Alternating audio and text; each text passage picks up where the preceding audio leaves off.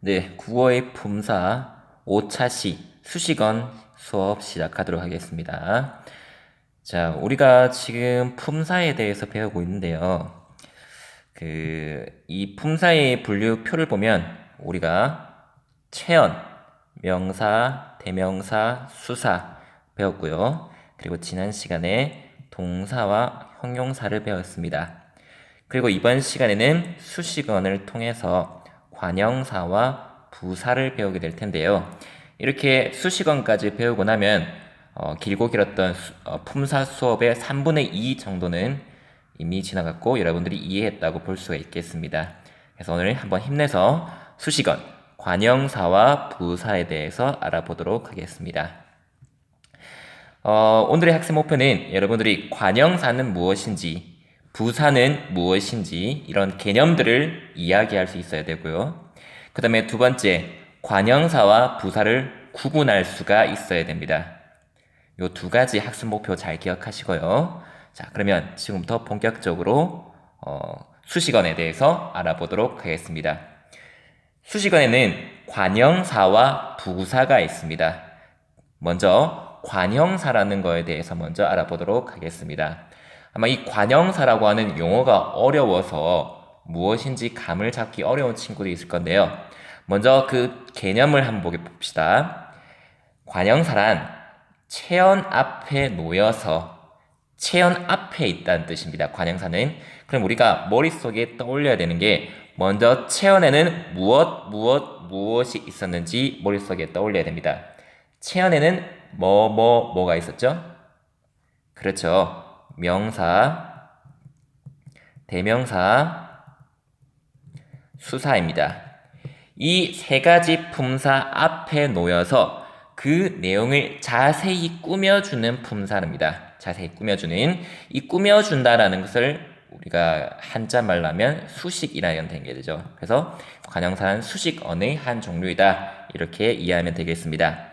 예문을 보면서 한번 개념을 되짚어 봅시다. 자, 여기가 바로 우리의 새 집이다 라는 문장이 있습니다. 여기에서 체언, 여러분 체언을 한번 찾아봅시다. 명사, 대명사, 수사는 무엇이 있을까요? 여기 대명사죠. 우리 대명사죠. 집, 그죠? 그래서 여기 우리 집, 요게 체언입니다. 그러면 이 앞에 놓여서 그 내용을 자세히 꾸며주는 새, 이런 것들은 우리가 관형사라고 할 수 있는 거죠. 관형사. 그래서 집은 집인데 어떤 집? 새 집. 이런 새와 같은 것들 우리는 그 내용을 자세히 꾸며주는 품사라서 관형사라고 합니다. 새가 관형사니까 그 반대말인 헌도 마찬가지로 새 집이나 헌집 이런 것들도 관형사에 해당하겠죠. 두 번째 예문 보겠습니다. 가능한 순우리말을 사용하도록 하자. 여기에서 여러분들 체언 앞에서 체언을 꾸며주는 단어를 찾을 수 있겠나요? 네, 바로 여기입니다.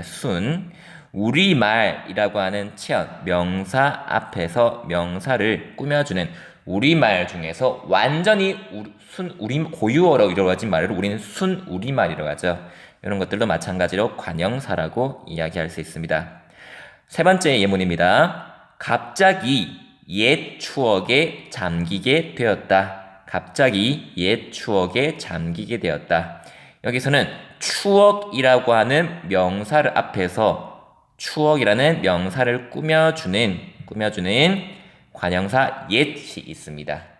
이런 것처럼 새, 순, 옛 이것들은 체언, 명사, 대명사, 수사 앞에 놓여서 그 집이 어떤 집인지, 우리말이 어떤 우리말인지, 추억이 어떤 추억인지 그 내용을 자세히 꾸며주는 수식하는 품사를 우리는 관형사라고 합니다.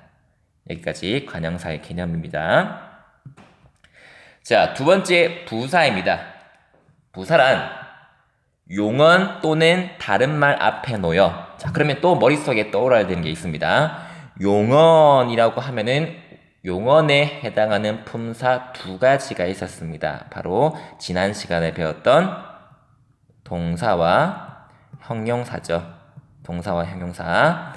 또는 다른 말 앞에 놓여. 다른 말 앞에. 요거는 이 동사, 형용사 외에 어떤 말들 앞에 놓이는지는 우리가 선생님이 좀 이따 다시 한번 설명하겠습니다. 그래서 그런 것 말들 앞에 놓여 그 뜻을 분명하게 하는 품사. 분명하게 혹은 꾸며 수식하는 마찬가지입니다. 그래서 부사와 관형사는 모두 다 수식어에 해당하는 거죠. 그래서 동사와 형용사 같은 용언 또는 다른 말 앞에 놓여 그 뜻을 분명하게 혹은 수식하는 품사를 우리는 부사라고 합니다. 예문을 보겠습니다. 영수가 빨리 달린다. 자, 여기서 영수가 달리긴 달리는데 어떻게 달리나요? 빨리 달리죠. 빨리. 여기서 빨리. 지각생이 너무 많다. 지각생이 많기는 많은데 어떻게 많다고요? 너무 많다. 자, 달리다는 우리가 품사가 뭐죠? 달리다. 달리는 동작, 움직임을 나타내는 거기 때문에 동사가 되는 거고요. 많다, 적다 이런 거는 그 대상의 상태를 나타내는 거기 때문에 형용사에 해당합니다. 이렇듯 부사라는 것은 동사나 형용사 앞에 와서 달리긴 달리는데 어떻게 달린다? 빨리 달린다. 두 번째, 지각생이 많기는 많은데 어떻게 많다? 너무 많다. 너무 지나치게 많다. 여러분들은 계약하면 이런 거 이런 없었겠죠? 너무 많다. 이렇게 동사와 형용사 앞에서 그 뜻을 분명하게 해주는 품사를 부사라고 합니다. 그런데 두 번째 문장 봅시다. 두 번째, 우리가 여기 다른 말이라는 걸 배울 거예요.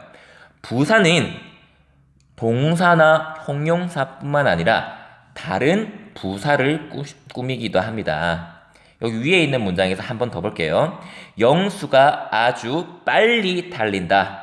영수가 아주 빨리 달린다. 그래서 빨리 달리긴 달리는데 어떻게 빨리 달린다? 아주 빨리. 이 빨리라고 하는 부사를 아까 위에서 여기 부사라고 했죠? 동사를 꾸미는 부사. 부사를 꾸미는 부사입니다. 부사는 다른 부사를 꾸미기도 합니다. 그래서 빨리는 달린다를 수식하고 아주는 부사 빨리를 수식한다. 이렇게 여러분들이 이해하면 될 것 같습니다. 세 번째 문장 보겠습니다. 다행히 학교에 지각하지 않았다. 다행히 학교에 지각하지 않았다. 여기에서 학교에 지각하지 않았다라고 하는 전체 문장을 다행히라고 하는 부사가 꾸미고 있습니다. 우리는 이런 것들을 문장 부사라고 하는데요. 부사는 전체 문장을 꾸미기도 합니다. 그래서 다행히는 부사이고 학교에 지각하지 않았다라고 하는 전체 문장을 꾸미고 있다. 그러면 이게 학교라는 명사를 꾸미는 건지 전체 문장을 꾸미는 건지는 어떻게 알 수 있느냐? 이 문장을 꾸미는 부사, 다행히 같은 것들은 이 문장 어디에 와도 안으로 들어와도 어디에 가 문장 안으로 들어와도 말이 되는 경우가 있습니다. 다행히 학교에 지각하지 않았다. 말되죠? 그런데 학교에 다행히 지각하지 않았다. 그것도 말이 되죠. 이렇게 부사가 여러 문장 안으로도 들어갈 수 있으면 우리는 문장 부사라고 해서 앞에 있는 문장을 꾸미는 게 됩니다. 위에 있는 첫 번째 문장을 볼까요? 다른 부사들은 그렇게 하지 못해요. 영수가 빨리 달린다는 영수가 달린다라고 하는 이거는 좀 지우고 다시 하겠습니다. 영수가 빨리 달린다는 다에서는 빨리는 달린다를 수식합니다. 그런데 다행히 학교에 지각하지 않았다는 다행이라는 부사는 전체 문장을 수식하는 거죠. 이때 전체 문장을 수식하는 부사들은 문장 안으로 부사가 들어와도 말이 됩니다. 학교에 다행히 지각하지 않았다. 그런데 앞에 있는 단어, 동사나 형용사를 꾸미는 부사들은 이 위치를 옮겨버리면 말이 이상해져요. 영수가 빨리 달린다는 말이 되지만 빨리 영수가 달린다는 말이 좀 어색합니다. 그죠? 지각생이 너무 많다. 너무 지각생이 많다. 이런 것들은 어떻게 보면은 말이 되는 것 같기도 하지만 조금 어색한 문장입니다. 이렇게 쓰면 안 돼요. 지각생이 너무 많다는 하지만 너무 지각생이 많다. 이건 사실은 어색한 문장들입니다. 쓰면 안 됩니다. 그래서 부사의 개념도 한번 알아봤습니다. 자, 그러면 교과서를 보면서 한번 같이 알아보도록 합시다. 자, 관형사와 부사입니다. 밑줄 친 단어에 유의하여 다음 문장의 뜻이 어떻게 달라지는지 알아봅시다. 자, 아이가 신발을 신는다 라는 문장이 있습니다. 그런데 이 문장을 이렇게 고칠 수 있네요. 아이가 새 신발을 신는다. 아이가 신발을 천천히 신는다 라고 되어 있습니다. 그러면 여러분들이 한번 찾아보세요. 이 밑줄 친 새라는 단어와 천천히라는 단어는 무엇을 꾸며주는 말인가요? 네, 잘 풀어봤나요? 자, 첫 번째 문장에서 새 신발을 신는다. 여기서 관형사 새는 신발이라고 하는 체언, 명사죠. 명사를 꾸며줍니다. 그 다음에 두 번째 문장입니다. 아이가 신발을 천천히 신는다 해서 천천히는 신는다라고 하는 용언 중에서 신다니까 동사를 꾸미는 게 되죠. 그래서 그냥 아이가 신발을 신는 게 아니라 새 신발을 신는지 원래 있던 헌 신발을 신는지 의미를 명확하게 꾸며주고 아이가 신발을 천천히 신는지 아니면 지각할까봐 빨리 신는지 이런 동작에 대해서 좀 더 분명하게 이야기해 주는 것들 이런 것들을 우리는 수식어이라고 하고 특히 뒤에 나오는 명사를 꾸미는 것들은 뭐라고 한다? 관형사. 관형사는 체온을 수식합니다. 명사, 대명사, 수사. 그 다음에 부사.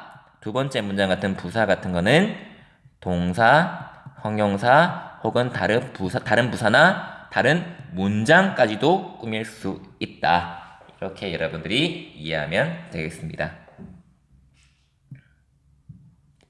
자, 두 번째 문제입니다. 다음 문장에서 다른 단어를 꾸며주는 단어를 찾고 보기와 같이 꾸밈을 받는 쪽으로 화살을 그려봅시다 라고 되어 있습니다. 자, 보기에 보면 기범이는 옛 사진을 찾아서 매우 기쁘다 라고 되어 있습니다. 여기서 사진은 품사가 뭐죠? 사진? 사진은 물건의 이름이기 때문에 명사가 됩니다. 명사를 앞에서 명사를 꾸며주는 말은 우리가 뭐라고 이야기했었나요? 바로 관형사라고 했죠. 두 번째, 매우 기쁘다입니다. 기쁘다 같은 경우에는 뭔가 어떤 감정, 기쁜 상태를 나타내기 때문에 바로 품사는 형용사가 되죠. 형용사 앞에서 형용사를 꾸며주는 수식하는 말을 우리는 뭐라고 불렀나? 부사라고 했습니다. 자, 그럼 이렇게 여러분들이 화살표를 그려보면서 찾아봅시다. 자, 나는 모든 노래를 아주 좋아해. 모든 노래를 아주 좋아해. 여기서 노래라는 단어를 한번 봅시다. 노래는 사물의 이름이죠. 명사입니다. 그러면 명사 앞에서 명사를 꾸며주는 요 말은 전부 다 뭐가 된다? 관형사가 되네요. 그 다음에 좋아해도 있습니다, 여러분. 좋아하다. 저번에 선생님이 동사와 형용사를 구분하는 방법에 대해서 이야기를 했었습니다. 제일 쉬운 거는 니은, 현재형이 니은을 붙여보는 겁니다. 좋아해는 좋아하다에도 줄임말이죠. 좋아한다 말이 되니까 이거는 동사입니다. 동사 앞에서 동사를 꾸며주는 말은 우리는 뭐라고 부른다? 부사라고 불렀습니다. 두 번째 문장 봅시다. 어떤 사람이 이리 지나갔어. 자, 어떤 사람이 이리 지나갔어. 자, 사람이라고 하는 것의 단어의 품사는 바로 명사입니다. 명사 앞에서 명사를 꾸며주는 말은 관형사. 자, 그 다음에 지나가다라는 말이 있습니다. 지나가다니까 어떤 동작이니까 품사는 동사입니다. 동사 앞에서 동사를 꾸며주는 수식해는 이리 가는지, 저리 가는지, 요리 가는지 이거를 뜻을 분명하게 해주는 품사 바로 부사가 되겠죠. 이렇게 해서 체언을 꾸며주는 단어와 용언을 꾸며주는 단어로 바꾸었을 때 체언을 꾸며주는 단어는 모든, 어떤 이런 관형사들이 있고 용언을 꾸며주는 아주, 그 다음에 지나갔어 이런 미안합니다. 지나갔어를 꾸며주는 일이, 이런 것들은 전부 다 부사가 되는 거죠. 관형사와 부사, 이렇게 여러분들이 구분할 수가 있어야 됩니다. 자, 최종 정리입니다. 어떻게 이해가 되는지 모르겠는데 아무래도 관형사, 부사라고 하는 것에 용어가 생소하다 보니까 이해하기가 어려울 수 있어요. 특히 이번에 같은 경우에는 동사와 형용사가 무엇인지 구분할 수 없으면은 관형사와 그 다음에 부사가 이해하기 어려웠을 겁니다. 그러므로 만약에 이해가 안 되는 친구들은 다시 동사와 형용사 부분을 들어보고 다시 이해를 한 다음에 관형사와 부사를 공부하면 되겠습니다. 자, 관형사입니다. 관형사와 부사는 뒤에 나오는 단어들을 꾸며준다, 수식한다는 의미에서 기능적으로는 수식어에 해당하고요.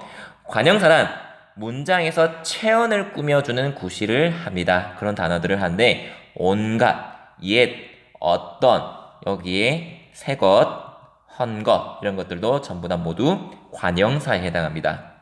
부사는 문장에서 용언 앞에서 용언을 꾸며주는 구실을 합니다. 그래서 매우, 오래, 깨끗이. 그래서 관형사와 부사를 구분하는 방법은 관형사 뒤에 체언이 오면은 단어 뒤에 체언이 오면 관형사, 단어 뒤에 용언이 오면 부사, 이렇게 여러분들이 구분하면 되겠습니다. 그리고 형태의 변화가 없는 불변어이다. 자, 이것만 하고 한번 마치도록 합시다. 문장에 관형사나 부사가 있는가 없는가는 어떻게 알 수가 있느냐? 관형사나 부사는 필수적으로 문장에 반드시 있어야만 되는 필수가 아닙니다.